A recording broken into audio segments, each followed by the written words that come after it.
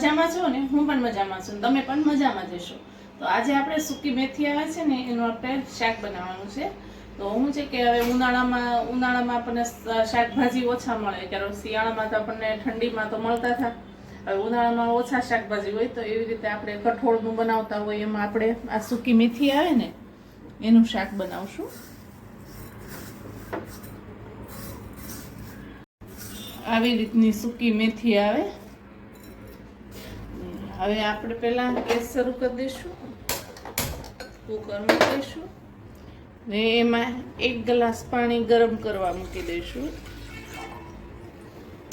એ પાણી ગરમ થાય કે આપણે મેથી ધોઈ લઈશું.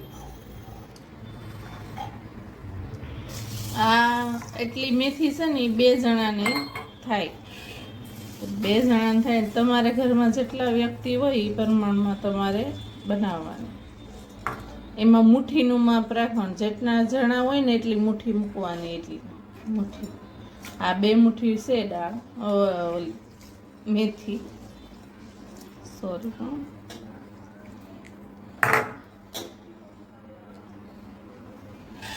આપણે ધોઈ લીધી છે એને.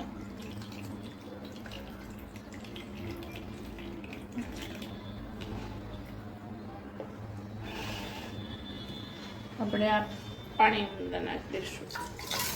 એને પહેલાં આપણે બાફી લેવાની છે, બાફીને પછી વઘાર કરવાનો છે.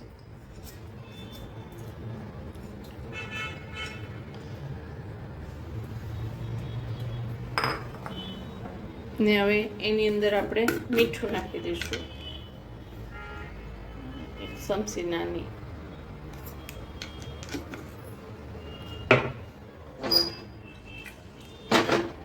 હવે આપણે બંધ કરી દઈશું. આપણે ફૂલ ગેસે 1 સીટી કરવાની છે ને ધીમા ગેસે 3 સીટી કરવાની છે.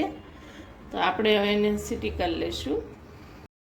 આપણી મેથી બફાઈ ગઈ છે ને સીટી પણ કરી નાખી હતી. તો હવે આપણે એને જોઈ લઈશું બફાઈ ગઈ છે.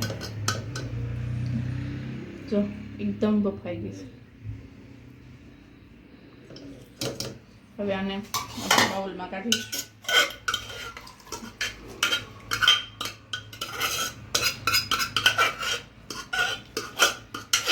જેને થોડુંક કડવું ભાવતું હોય એ ધોવે નહીં તોય હાલે, ને આપણે થોડીક ધોઈ નાખશું એને.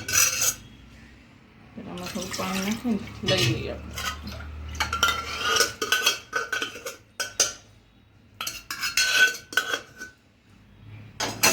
હવે એને આપણે થોડીક મસળી ધોઈ નાખશું, એટલે એની અંદર જે ફોતરા બોલી હોય ને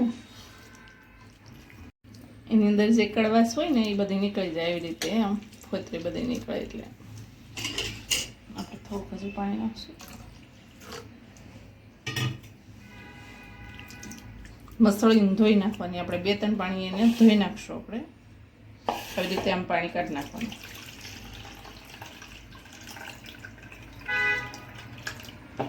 જેને પસંદ હોય કડવાશ એમને મેં તે બાફીને સીધી વઘારીએ કે, પણ આપણે હવે થોડીક કાઢી નાખશું, 2 પાણીએ ધોઈ નાખશું.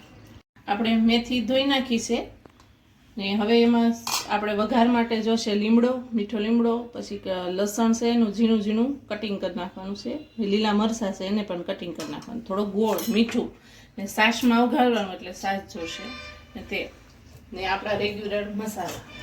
આમાં જાજુ કાંઈ નહીં, સિમ્પલ જ છે હાવ. તો આપણું તેલ ગરમ કરવા મેં 2 પાવડા ગરમ કરવા મૂકી દીધું તેલ. તો હવે એમાં થોડું રાઈ જીરું નાખી દઈશું. તેલ ગરમ થઈ ગયું છે, ગેસ ધીમો કરી નાખ્યો છે ને હવે થોડીક એમાં હિંગ નાખી દઈશું ને આ લીમડો નાખી દઈશું આપણે, ને આ લસણ ને લીલા મરચાં થોડી વાર હલાવી નાખીશું.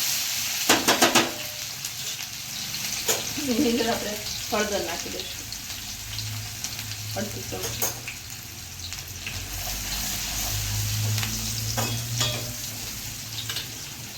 ને એની અંદર હવે આપણે મેથી નાખી દઈશું.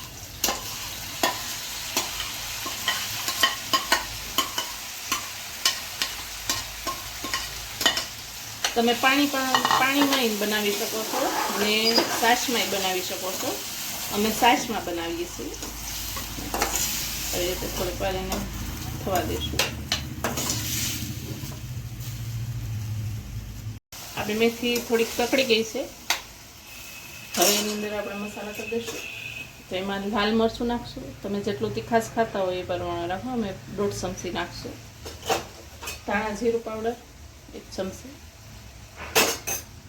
આપણે બાફામાં મીઠું નાખ્યું હતું, પણ આપણે આ મસાલાના પ્રમાણનું નાખવાના 1/2 ચમચી જેટલું એ નાખી દઈશું. બધું મિક્સ કરી દઈશું. તમે આવી રીતે આ છે ને, તમે કંઈ પાણી કે છાશ કાંઈ નાખ્યા હોય ને આવી રીતે વઘારીને તમે રોટલી સાથે ખાઈ શકો છો. ને રસાવાળી બનાવી તો રોટલા સાથે ખાવાય. સોળીને બહુ મસ્ત લાગે રસાવાળી. અંદર ગોળ નાખી દઈશું. તમે જો મીઠાશ નાખવી હોય તો નાખવાની, નકર એમને પણ બનાવી શકો છો. પણ થોડું ખાટું મીઠું લાગે શાક એટલા. હવે જે આપણે છાશ લીધી હતી ને 1 ગ્લાસ ખાટી છાશ, મીડિયમ છે, બહુ ખાટી નથી બહુ મીડિયમ છે, આપણે નાખી દઈશું. ને ફૂલ ગેસ રાખવાનો છે, એટલે છાશ છે ને આપણી છાશ ફાટી ના જાય. હવે આપણે એને થોડીક વાર ઢાંકી થવા દઈશું, ઢાંકી દઈશું. આપણું શાક તૈયાર છે. જો મસ્ત બન્યું છે ને, શાક તૈયાર છે. આપણે ગેસ કરી દઈશું બંધ. રસો રાખવાનો કે રોટલા સાથે. આપણે શાક ઉકળતું હતું ને, બનતું હતું ને, ત્યાં સુધીમાં આપણે રોટલા બનાવી નાખ્યા. જો રોટલા ને મેથીનું શાક. આપણે થોડાક લીલા ધાણા નાખી દઈશું ઉપરથી. નાખશું. આપણે હવે તૈયાર થઈ ગયું છે આપણું મેથીનું શાક. તો આપણે સર્વ કરી દઈશું. કોને કોને ભાવે મેથીનું શાક કમેન્ટ કરજો. અને તમે કેવી રીતે આવી રીતે બનાવો છો તે અલગ રીતે, તો મને તમારી રેસીપી પણ શેર કરજો. રોટલા ગરમ ગરમ, સાઈડમાં ડુંગળી. ગુજરાતી હોય એટલે ડુંગળી તો જોઈએ જ. તૈયાર છે આપણું સૂકી મેથીનું શાક. જો તમને મારી રેસીપી સારી લાગી હોય તો લાઈક કરો, શેર કરો, સબસ્ક્રાઈબ કરો. ભલે મિત્રો, બાય.